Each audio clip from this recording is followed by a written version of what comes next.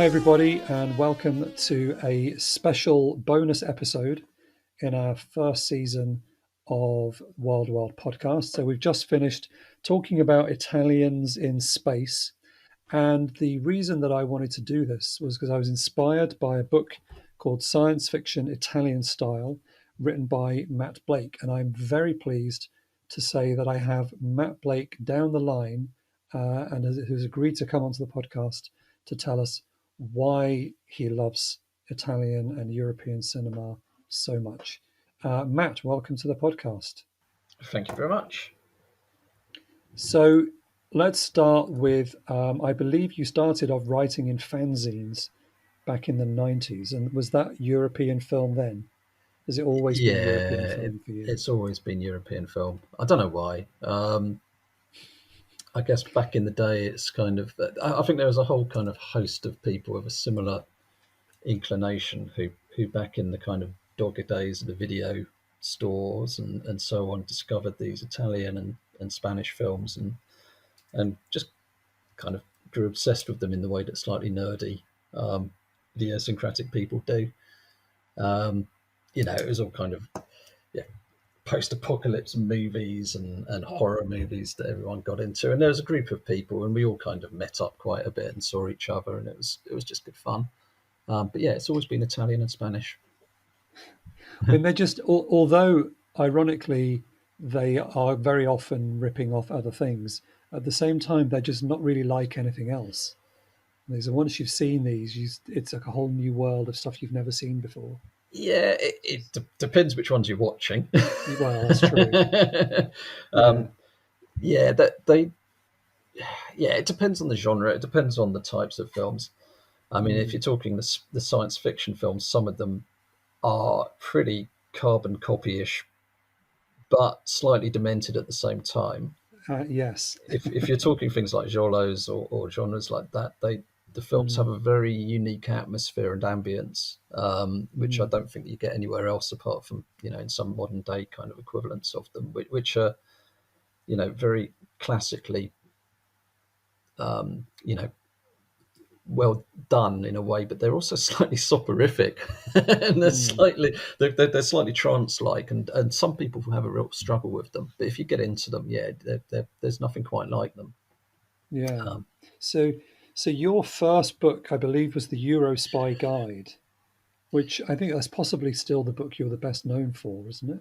Yeah, that did very well. So that one, so I guess I'm quite happy to admit that I'm a bit of an obscurist. I don't have any urge to write about things that other people have written about at great length before. I can't imagine anything more boring than doing a book on Mario Bava, because, what's the point? Everyone's done it before and better. So I've always kind of gone to things that people haven't written about or looked into or done anything about. So when I did the fanzine, I kind of wrote about people like George Hilton, Anthony Stephan, who were starting to get better known at the time, but were still quite obscure. We should say, what was the fanzine called? Oh, it was called The Cheese Plant. Don't ask me why. So, random. I think I managed to sell up to about 50 copies at one point, which I was very impressed with. But it's good fun. It was back in the days of kind of stapling photocopied pieces of paper together in your bedroom. But yeah, so then I did a book, the Euro Spy Guide. I did that with a guy called David Deal, who's in the States, and that was just because people heard that I was writing one, and David was doing something at the same time in a similar area, and we said, let's join forces. That'll make life easier. So we just did it together.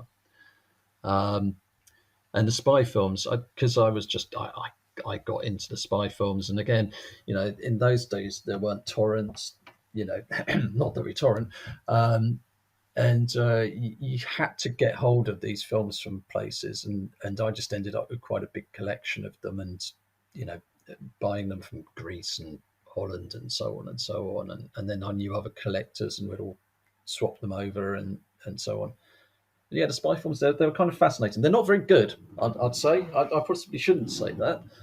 There's no, they're a strange genre because spy films aren't like Westerns. The Italian Westerns, you can look at them and you can say, there are some absolute classic Western films. Yes. I'd struggle to say there are some absolute classic Italian spy films. There's some decent ones and good ones, but not Yeah, that's fair enough. iconic.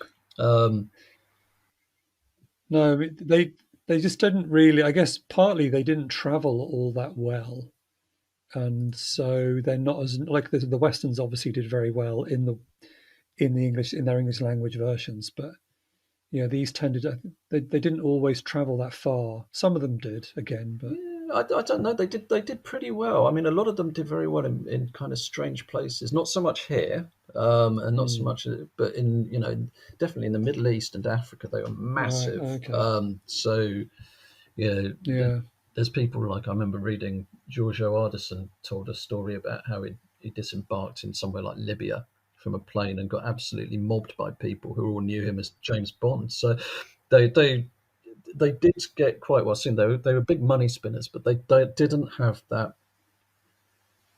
I mean, they were kind of carbon copies of the yeah, West, the kind of you know American spy films and English spy films. They didn't get that Italian tinge to them, apart from in some subtle ways. I mean, I love the spy films, but they're not. yes, because they were often like sort of European co-productions, weren't they? So you'd Yeah, get some German cast, some Spanish cast, some Italian cast, some French cast, yeah, and the adventure that the spy goes on just depends on which countries are funding the film. So he might have to go and have an adventure in a bull ring somewhere in Barcelona, and then he's got to exactly. jet off to Bruges or whatever. He's got to nip down to Rome, and Yeah, it all just depends on where the money's coming from. I mean, your book, I actually used your book as part of my PhD because I was writing about the distribution of European popular cinema in the UK, yeah. and so I ended up doing 2 chapters on Euro spy films. Um, and so I persuaded the Sussex Library now has a copy of your book in it because I got them to buy one in, I do especially hope for I me. do hope every university library Yeah, across they should. England has a copy in the book. Yeah, I mean, well, but you're I've definitely absolutely right. got it in mine. It's really interesting. It's something that people don't write about enough. Um, Mm, when you're reading kind of books about film in general, but especially kind of like the Italian and the Spanish side, is the whole distribution side and the whole production mm, side, which is fascinating in itself. yeah, The way the pre-sales of films, so that basically people were making films without having to make a profit most of the time. Anything they made was a lovely bonus. yeah. But yeah, it's a whole art, and it's an area I would love to understand more about and do a bit more research into. Mm. Um, Yeah, I was looking at, and obviously there are so many that I just picked out a few key examples that I could use. That I talked about the Agent 077 films, yeah, like From the Orient with Fury was actually the original title of my whole yeah, PhD, although I did change it later on. But that was one of the films, and also what else did I use? OSS 117, the French yep, Eurospy films. They're really good fun with Kerr and yeah, Matthews. I really like those. yep. And also, I picked up on a German one called Bonditus. Did you, Oh, if I you did. I reviewed remember that. that Was one? it German or Yeah, Swiss or something? Yeah, I yeah, can't remember yeah. much about it. Yeah, Shot in Switzerland. yeah, yeah, Yeah. yeah, yeah, So yeah, they are good fun, but yeah, I think it's a fair point that they're not particularly memorable, other than to people like us. Like they yeah, never caught on yeah. at the time. They did okay, but people don't No, look back on them now, and they well, don't get DVD and Blu-ray releases now like a lot of other cult films. no. There was a spell back when I was kind of about 25 when I was writing the book. Actually, I think one of the reasons it did so well was because of the timing. Because around Mm, the time that it came out, just a bit before, there was a bit of a lounge revival, lounge core or whatever you want to call mm. it, whereby Yeah, suddenly all of these spy soundtracks got released, and it did go into a bit mainstream. So you had kind of lots of bands like Air and so on who were coming out, who were kind of digging out in the same kind of sounds that you got on the soundtracks. And that's one thing about the spy films I do love is the soundtracks, like the yeah. westerns. The soundtracks are awesome. And look, I don't want to do them down. I do love the spy films and I love watching them, Mm, and they're really good fun. of course. Yeah. Um, but it's just I am if the Italian Western, the Italian giallo, the Italian crime film, they have films which I think are stand up in comparison to any films, full stop. Whereas the spy film, I don't think has that to the same extent. So No, but no, they are good fun and they're really fascinating yeah, to study yeah, as well. I think your book still remains the definitive text on the Eurospy, which must be nice. yeah. I do know. Marco Gisti did a really good Italian language one. Mm. That's really good. He's got, it's far better than I think my one was, because it's got a lot more interview material, and he knows all the people who made them. He's a Right. very good writer. Okay, I, but not I translated. but not translated. I have at times thought about doing it again or doing a different one, because Mm. I I don't know how happy I am with that book, to be honest. Um, just because I think I know a lot more about the subject now than I did then. So Right. you So always an want to do that. expanded volume then at some point in the future. Maybe it's one in the backlog, but the Yeah. backlog has a lot of things in it. True. So you mentioned Giorgio Ardisan. So you Yeah, actually wrote a book specifically about him. Do you want to tell us a little bit about that, called Giorgio Ardisan, the Italian James Bond? yeah. So yeah, while doing the spy film book, I just got interested in lots of the kind of actors who are involved in it, and this Mm. guy Giorgio Ardisan. I just got very into his films. Not so much. I mean, he's a decent actor. He's got a screen presence. He's good, but Mm. it was more the films he was in, which are really, he epitomised the Italian popular cinema environment at the time in which he was working. He started off in peplums, in quite good peplums, Yeah. working with Bava and so on. He then became a massive star in these spy films, and was a very big kind of name in Italy for a short period. And then his career he did a couple of giallos, did a couple of cop thrillers, and his career just kind of, it didn't tail off exactly, but the films he made were reflective of the films that were being made in Italy as a whole. So in a way, his career is like a microcosm of the Italian film macrocosm, if you want to put it like that. Mm-hmm. And that's almost why I found him so fascinating. And then at the end, he made a whole bunch of films with people like Sergio Pastore, which are just completely bizarre. And that's another reason I got interested. So that was an interesting one. Again, like I say, I'm attracted to obscure subjects. You're never going to sell many copies of a book on Giorgio Ardisan, but I do know that he read it before he died, Oh, and he was great. very happy that someone had written a book about it. So, That's really cool. Oh, that's really cool. Yeah, I mean, people might know him as well for things like obviously Hercules and the Haunted World, Yep. which is a classic. I really like the Long Hair of Death, the Antonio Yeah, Margheriti film, and he did Eric the Conqueror as well. yeah. And also, I just noticed he's in Challenge the Devil, which is that what was previously a really obscure Christopher Lee film that just got released in a Severin box set. So people are discovering him Yes. again now in that one. Yeah, That's absolutely. very cool. He also has another thing which I love about him, which is he looks a little bit like the ex Prime Minister John Major, in certain things. So you're kind of watching a spy film with John Major, which is Nice. always There's entertaining. there's a reference that our American listeners will have no idea who John Major is. Wow. Yeah, look at a picture. Look at a picture comparing Giorgio Ardisan and John Yeah. Major. You'll get it. I'm just picturing you've ruined his films for me now. There's one he did which is, I think it's far from his best, but it's one that I just have a particular loving for. Where it's directed by Alfonso Brescia. I'm just trying to remember the name, and it's a giallo where he plays an oppressed husband who's obsessed with his fish, which he keeps in a fish tank. And he's oppressed, and he ends up murdering his wife and carrying her body around in a suitcase all around Spain. And it's absolutely hilarious. I mean, Brescia didn't make one good film apart from this one, which is kind Oh of yeah, it's unintentionally good. Il yeah. I mean, tuo Alphonse dolce corpo. Yeah. So it's Yeah. your sweet body. I murder your sweet body, something like that. I'm trying to do a very. Oh, your sweet. Your Sweet Body to Kill. That's the translation on the IMDb. That's I was it. close. Yeah. My Yeah. Italian is still very basic.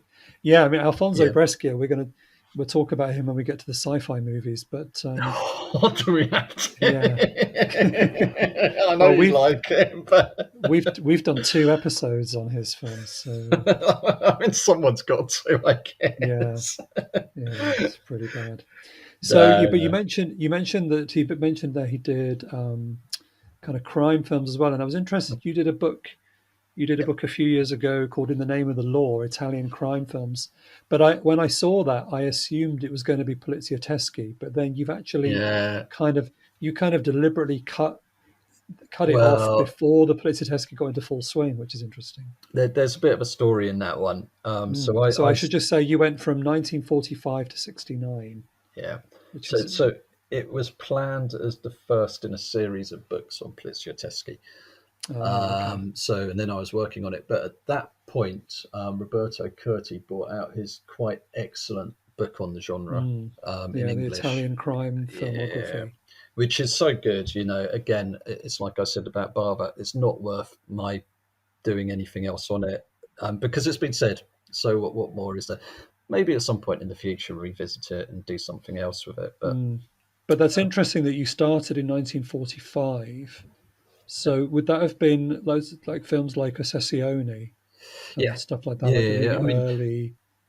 yeah. So you can start with a lot of the neo-realism films. They have elements of crime in there. Mm, Some of them are very pertinent today. I mean, a lot of the neorealism is a very bizarre genre. It's something that you're putting a kind of genre onto a group of films that are quite disparate in the first place. yes. But something like Bitter Rice is the one that stands Yeah. out to me, which is an Oh, yeah, of absolutely course. brilliant film about, Mm, it is a crime film.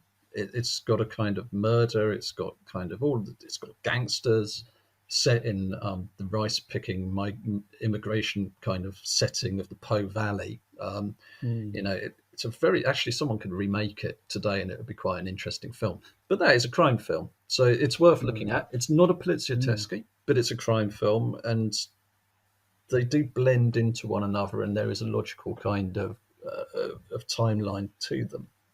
mm, Um, the genre gets really interesting in the 60s, though, and that's when you start getting yeah. things that you more associate with them, and you get what I refer to as kind of like the noir crime films, things like The Professional Killer and Assassination, and Every Man Is My Enemy, which I absolutely adore those films. I love those kind of existential people driving around wearing sunglasses in big American Yeah. cars kind of films, to a cool jazz soundtrack, of course. Yeah. But yeah, the plan was to then continue it and go into the grungy 70s of Right. Thomas Millian and all of those. But yeah, not there's no point at the moment. And No, that's the and point that's at which I thought, understandable. I'll try to do something different. I'll do science fiction. Who else is going to be mad enough to write about that? Well, and it's very true. I mean, you are the only one, as far as I can tell, certainly the only person to have written about these films in English. And your book was actually recommended to me by, I think Rod mentioned it in an episode of one of his podcasts, because he does another podcast called The Bloody Pit, and they often cover Italian genre film, and I've talked on with him on there before, because I started a few years ago actually a blog on Antonio Margheriti, who is like one of the obviously like the godfathers of Italian sci-fi. Mhm. We covered a few of his films there, and obviously talked about the Gamma One films and all of that stuff. So to discover then that there was a book published quite recently, I think I bought this during lockdown and read it quite quickly during lockdown, and was really fascinated that I thought I knew about Italian sci-fi, but then there are just tons of films that I'd never heard of. Yeah. And I mean, I was just amazed. I was amazed that you found copies of some of these movies that you talk about. And I mean, do you, because in my own search for some of the movies to do the podcast, it was a struggle to find some with English subtitles. Do you actually, are you getting these films and are you translating them yourself? Because you're quoting from original reviews and things like that. Is Italian a language Yeah. you, So the original reviews, I have. How can I put it? I can just about read Italian. Okay, So that's I'm great. quite happy taking well, actually, let me put it. I'm quite happy taking interviews and things like that, which are Mm, relatively easy to translate. They're not too difficult. With Spanish films, on which we'll come later, I'm not so good at mm. Spanish, but there's always the joy of Google Translate, which makes Well, the that's life of yeah, a film researcher much easier. yeah. With Italian newspapers, and I do try and kind of include newspaper reviews when I Yeah. can. Italian newspapers, translating from Italian newspapers is horrible because the Mm, language used in Italian newspapers, it's like no one in Italy ever writes or speaks. It is absolutely horrible. It's so formalized and kind of weird that it's actually quite difficult translating. wow. So yeah, and I'm also not good enough at Italian to really understand it in spoken version Right. because it's a very Okay. different thing. So if there are films, and a lot of stuff is compared to back in the day, in the kind of turn of the millennium, you couldn't see many of these films, but now with the torrenting community and so on, a lot of them are available in English or Mm, subtitles. I've also got quite used, and it's not the ideal way to doing it, but I did it with the Spy Book as well, to reviewing films while not understanding things that are going on and having kind of broad synopses, which I understood, and right. watching them in a foreign language. And a lot of the Yeah. time with B movies, you can kind of get away with it because, Yeah. they're following a formula. They're Sure. And they're not particularly subtle. So no, yeah. no, exactly. And then there's some other films that Okay. you can get away with it because they're very visually based, like a lot of the kind of dystopian science fiction films that came out of Italy. Mm, There's hardly any talking in them, so you don't really need to understand English to understand English help to understand Italian yeah. to get the gist of what's going on in them. But nowadays, most stuff you can get. The Spanish stuff, it was even more of a struggle to get stuff which is subtitled. Right. Science fiction Yeah. film is better. Um, And you've covered such a huge range of sort of subgenres within sci-fi. And I realized that you, about 10 years ago, you wrote a book about the Fumetti, yeah, um, and that some of that ground has been recovered in this book as well. Is that right? yeah, that one sold out. So I Right. thought rather than redoing it as a book in itself, because it was a quite slim book, it Mm, was the first one I kind of did all myself rather than going through a publisher. Um, Again, and I'd made that decision because I wasn't entirely happy with the spy one. I thought I could probably do it better. right. Um, and yeah, so that one sold out. So I thought rather than redoing it, I'll just put in a chapter into here Yeah. because it fits in Because science fiction. they are all basically sci-fi, Yeah, aren't yeah. they? Yeah. Well, there's one or More or less. two that kind of. I mean, a film like Criminal is an interesting Mm, one because it's a definitely it's very much a Fumetti. It's one of the core Fumetti films, but yeah. actually it's more like a crime film. It's just that some dude is wearing a mask, and Yeah, you that's know, true.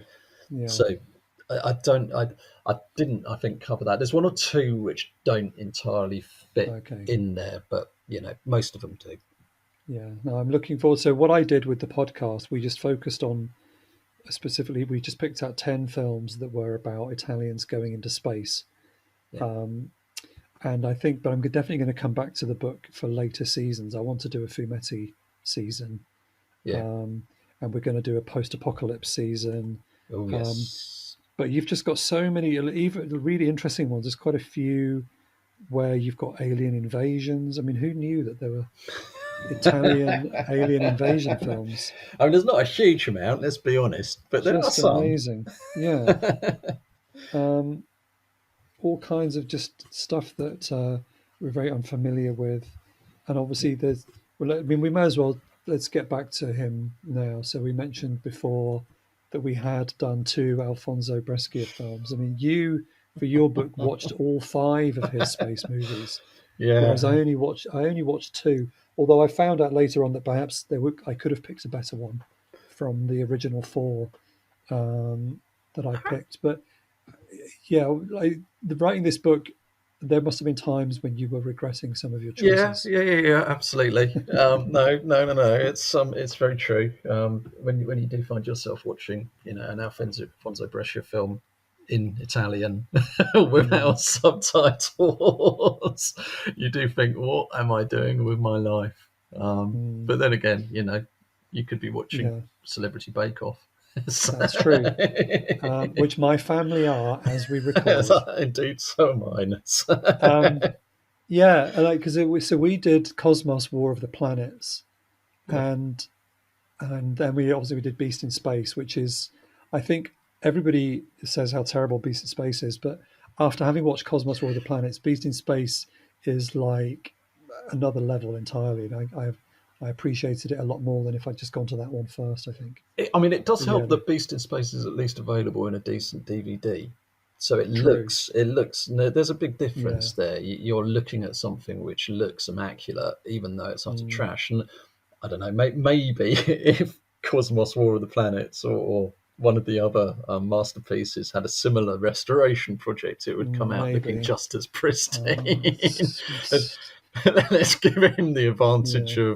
of doubt, shall we? No, I mean my favourite films of the 10 that we just covered. I think my favourite actually was the last one we did, Escape from Galaxy Oh 3. my lord! I absolutely loved that film. It's yeah, I might be alone. it's got camp value, that's for Oh, sure. the costumes are incredible. The Yeah, dialogue is hilarious. Um, there's so much to enjoy with that movie. The fact that they just lifted all that stuff from Star Crash, as yeah. far as I can tell, without permission. Um, it's just I I really enjoyed that one a lot. Is that the one Yeah.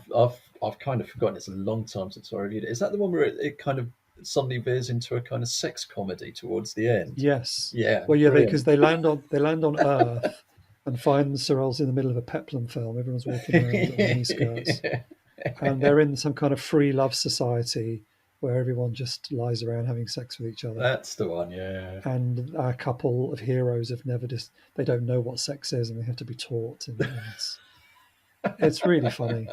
It's I don't know if it was supposed to be a comedy or not, but I found it hilarious. And the Yeah. disco soundtrack as well is really, it's so contemporary. It's great. Yeah, that was Vito Albertini, wasn't it? And Yeah, he's always quite a reliably cheesy filmmaker. He kind yeah, of knew what he was doing. He was yeah. he wasn't completely inept. No, And his films tend to be mildly amusing, but slightly wrong at the mm, same yeah. time. So that's. I mean, I should be thanking you. That's one film I don't think I would ever have watched if it wasn't in your book. So it I don't know. it. Yeah, I don't know how to take that. It was really fascinating though to go right back. We started with The Day the Sky Exploded, Yeah, which obviously where you started, and just see it was really interesting to cover. We did sort of 20 years of Italian sci-fi, and to see the way the genre developed, and it was quite serious to begin with, and then you get the kind of slightly Flash Gordon-y campness of yeah, the Margheriti films, and then you get to the Star Wars rip-offs, and then whatever the hell Beast in Space is. yeah. Um, and it was really fun to do that kind of journey. Again, Um, it does reflect the wider Italian film kind of journey mm, as well. yeah, So you got kind of like in the '60s, they're quite sporadic. In the early mm, '60s, and then they gain in force as kind of like a representation of kind of post Goddard kind of countercultural um, cinema that was popular at the mm, time, which is pretty much unwatchable now. I'd rather mm, watch a Brescia film again than most of the kind of like art house counterculture sci-fi films that are floating around in the late '60s, early '70s. Um, yeah. and then I'm it trying kind to. of, I'm looking into the book now to see if I can spot an example of one of those. oh man, most of them never kind of made it out of Italy. They're terrible things. Tinto Brass did a couple. To be Oh honest, right, yeah. I've put the names out of my mind now. Seeds of Man is quite a good one. That's Oh a yes, yeah. Marco Ferreri one, and there was a good one by Bruno, not Bruno Corbucci, Bruno Gaburo, which is called, I've forgotten the name of it. But yeah, a decent one of Bruno Gaburo with Philippe Leroy as well. Um, what the hell is it called? That's going to really annoy me. I'm going to think of that and it'll come back. But there's one or two that are quite decent, but they're all very much bound up in that kind of, it's all about, basically it's kind of student riots, it's hippies, it's kind of things going on, it's socking it to the man, and the man's and mechanization is all all wrong, and it's a very idiosyncratic time.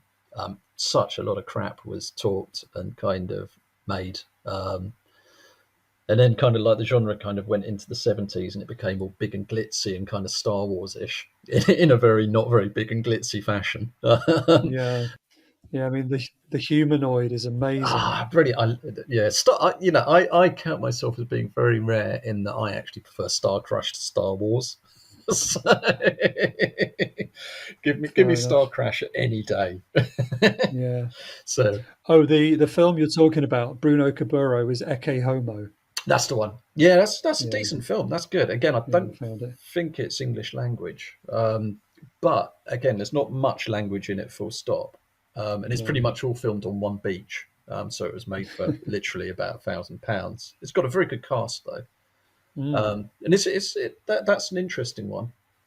But some of those films are absolutely desperately pretentious. So, but yeah, and then you've got the 80s sci-fi where the whole genre and the whole Italian cinema is petering out, and it gets pretty desultory watching some of those. I mean,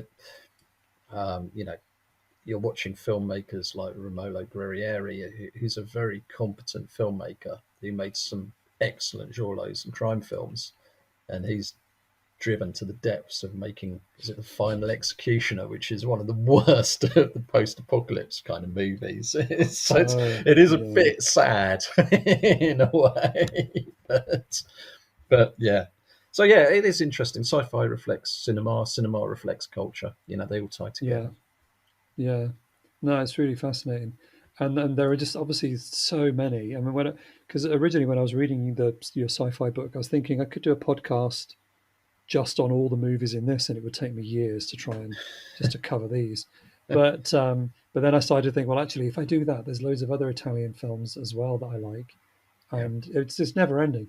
There are so many, just you can never, no matter how hard you try. Well, at least for me, no matter how hard I try, I know I'm never going to watch them all. But I think you've watched a lot more of them than I have, so maybe it's possible for me to watch them all eventually. I don't know. I don't know. But you've moved away. You've mentioned this a couple of times. You've moved away from Italy for a little while, and you actually written your latest book just came out this year, is on Spanish cult cinema, and I'm really fascinated by this because the book looks huge, like 300 odd pages. And it's only for 5 years. You've only covered 5-year period. So, yes, that's pretty amazing. I think in general, I mean, so again, speaking for myself, I think cult film fans are probably less familiar with cult Spanish cinema than Italian. Cinema. That's what I wanted to write it for, is because Spanish cinema is like a completely undiscovered territory, comparatively anyway. There are a lot of Paul Naschy fans now, and he's quite well known. And there's people who can write a lot better about Paul Naschy than I can, because they've done a lot of research into his life and talked to his family, and there are people out there who can write a really good book about him. And his films are getting a lot of Blu-ray traction on Blu-ray, and I like Paul Naschy films. They're not my entire cup of tea, but I do like them. But like I say, there's other people who can tackle Paul Naschy a lot better than I can. And Jesus Franco is quite well known, but Steve Thrower did Jesus Franco in much more depth than I could ever bear to. And I have to admit, I've tried Jess Franco numerous times, and I'm just not won over at all. No. I do like it's a bit like Woody Allen. I like his early ones, but his later, I like the early black and white kind of film noir, stuff like that. I really love those. But when he gets to the 70s and just goes insane, which is when most people seem to really switch on with Jess Franco, that's when I turned off No, I've got to So, say I'm similar. I quite like a lot of his '60s stuff, although a lot of his mm, worst tendencies are already there. The kind of meandering kind of plot lines and mm, kind of strange, kind of humorous bits which don't really work. And part of the reason people love him is his kind of jazzy approach, which means he can go into some weird diversion which has nothing to do with anything else. And that yeah, I get why people like it, but it's not really my thing. And by the time he's making films with Erwin Dietrich or two female spies with flowered panties or whatever it is, yeah. and I that mean, kind of that's stuff, it's no no, thanks. that's not even a film I could have on the shelf in my house. No, I it's, mean, whereas, yeah, but I do really like the Awful Doctor Orloff, yeah, and that period of his, I think is yeah. great. The Satanic Baron von Klaus is the one that I really like. It's that's the nearest English language title. I think it was released on DVD Right, as the yeah, Satanic Baron von and Klaus. the Diabolical Doctor Z is Yeah, another one I that's really. decent. So that bit of his career I'm down with, but Yeah, yeah. yeah. But so you meant so, which I Yeah, guess is presumably in your book if you've covered those 4 years, I did cover 5 them. I did cover years. them. I haven't got Yeah. to Nashi yet because it was 1960 to 64. So Mm, Nashi's kind of like something for the future, although he does pop up in supporting roles in a couple of films, mm, often uncredited. Jesus Franco is actually quite a well, he's quite a mainstream figure at that time as well. So he's not kind of like that wayward auteur that he's no. portrayed as. He's a No, and he's working with Orson Welles and stuff around that period, isn't he? yeah, he's part of the cinematic. He's part of the cinema industry in Spain, slightly Mm, reluctantly, but he is at that point working in the same kind of industry structures and confines that all the other Spanish directors are. It's kind of yeah, look at him as something isolated from Spanish cinema and something apart from it in the '70s. He kind of strikes out on mm, his own, but at that point he was working with Spanish producers and people like French producers, but Spanish primarily, and Spanish actors and Spanish yeah. filmmakers and Spanish technicians. So he was a Spanish director. Um, Yeah, and like you said, even those early films do have their moments of this kind of jazzy yeah, style, and the soundtracks are often very interesting. I remember one of them, I can't remember which one it was, I reviewed it for a magazine, and I described the soundtrack as being like a church organist was being attacked by a wasp. yeah, It's basically, it's just like somebody just going absolutely mental on a yeah. church organ, and it didn't necessarily fit with what we were seeing on screen, but it kind of worked. You could probably describe the scripts of most of his films as a writer being attacked by a wasp as well. That's To true. be Yeah. honest, but that's why people love him, and Mm, that's people's taste. And I admire Franco very much. I admire him as someone who got an awful lot of films made. That was his life, making films. He was obsessed with mm, making films, and he managed to do it. He made a massive number, and some of them are pretty good. He had a decent visual sense when he was able to, um, but he also, perhaps because he didn't like working with producers, he could be incredibly self-indulgent, um, and that again is what some people like, because yeah. self-indulgent is, you know, He's doing what he wanted to yeah, do, yeah. um, But that not doesn't necessarily necessarily what we want to watch. yeah, it doesn't necessarily mean the audience is the prime thing in his mind sometimes. No.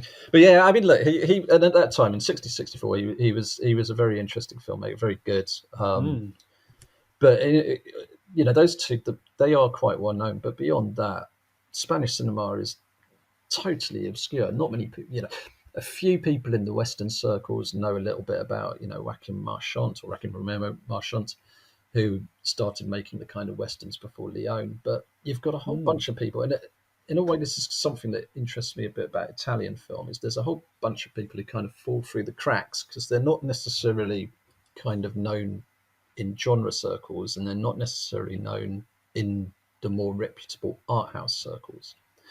And mm, in Spain, there's a whole bunch of them who are very, very respected at the time, who no one in the English language world really knows anything about. Even people like kind of Berlanga and Bardem, who were Oscar winners and Oscar nominees for Spain. People in England don't remember any of these guys. You ask people, I think I say in the book, asked a bunch of cinephiles, get them in a room together, ask them to name Italian directors, and they'll come out with Bertolucci, Pasolini, Fellini, all of these guys, trip off the tongue.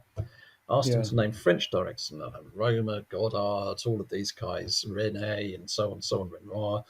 Ask them to name a Spanish director, and they'll say Almodovar, and then they'll be a bit stumped, and they might come up with Carlos Saura.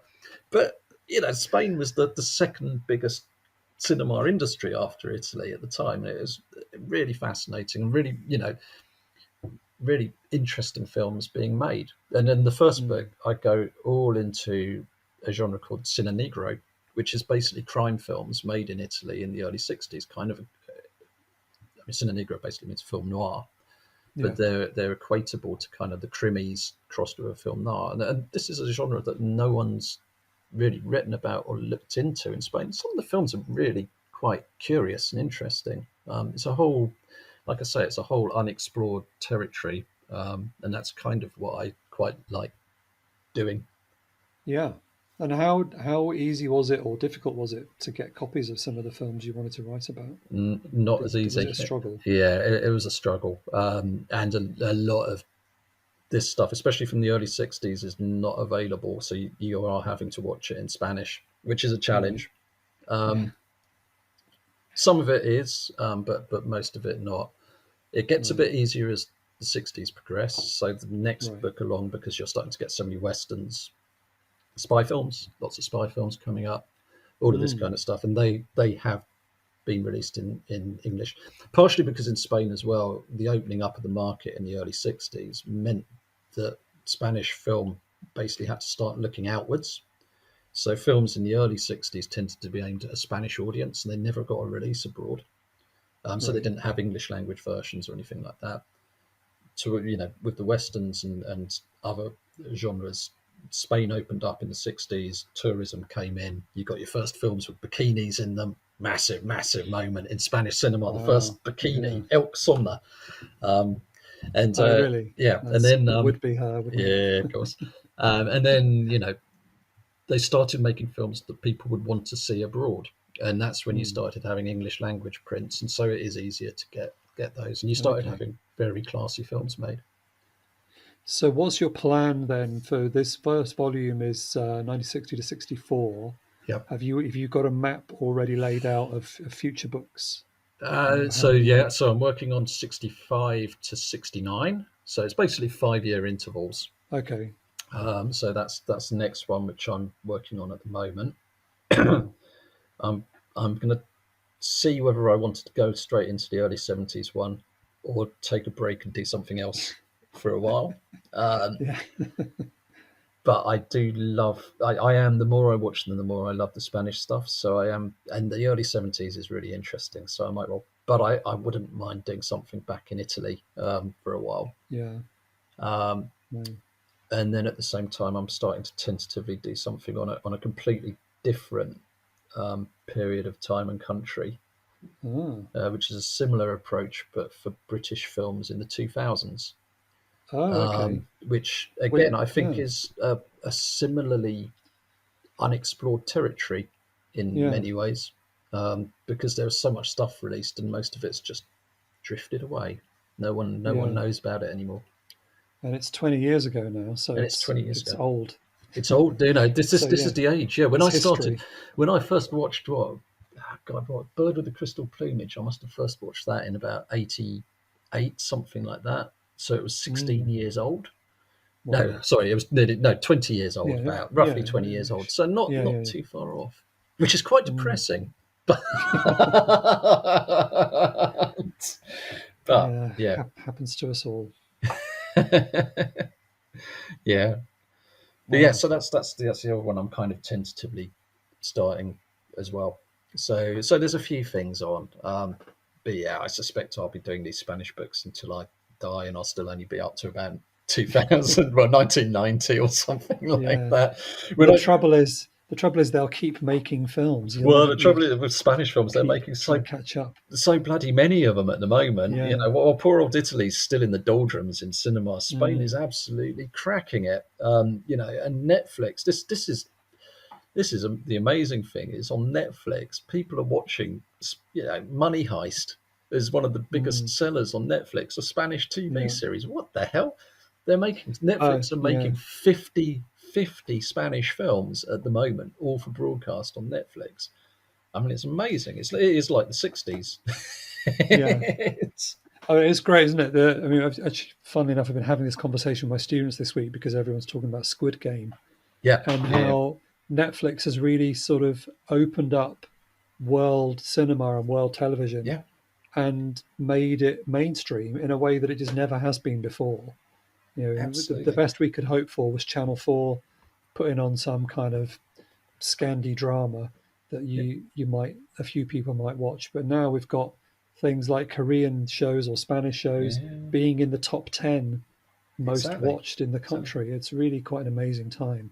It is. It's a bit like the days of the video stores when people weren't able to see ET, so they'd get out whatever Italian sci-fi film was about. But you'd end up. That's how we all stumbled on this stuff, and it is a bit like that because you're going into essentially a storefront and you're stumbling on all this weird stuff and people are watching things that they'd never have watched otherwise, which is it's fascinating. I mean, I used to mainly watch things like Hammer films and stuff like that. That's what I grew up watching. And I think that's how I first discovered Italian Gothic horror. But I didn't know it was Italian Gothic horror. I just thought it was in the same sort of world as Hammer. So I think I probably saw Mask of Satan and stuff like that, not really knowing that it wasn't British at all, because it all felt like I was in the same Gothic world. But it's fabulous to suddenly. What would be even better, of course, is if Netflix was also showing us old stuff too. Yes, that's what you need Amazon Prime for. Exactly. All kinds of weird old crap turns up on Amazon Prime. It's amazing. No, absolutely. They've got a lot of weird stuff. Well, anyway, thank you so much for taking the time to talk to us about your books. I've been actually trying to track you down and contact you for a long time. So I'm glad that we've finally been able to have this conversation. And then for it to turn out that you live just down the road from me is even funnier. There's a little kind of European trash film kind of community in here.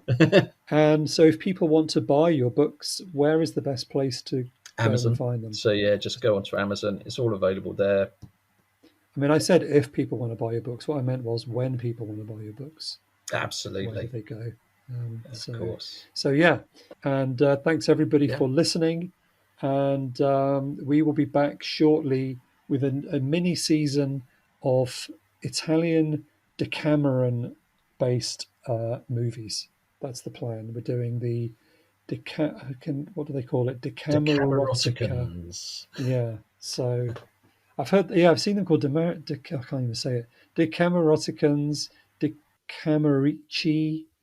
All sorts of things. But anyway, that's coming up next. And the problem with those films is most of them don't have English subtitles. So that's going to be really fun. But it's mostly just people running around with no clothes on. So I don't know how much we need to understand anyway. But anyway, we'll have some of those coming out in a couple of weeks. But for now, thank you for listening. Thank you again to Matt Blake. And we'll see you all again soon. Cue the music. And that's the end. Cool. Thank you very much. Is that all right? That was great. Cool. Perfect.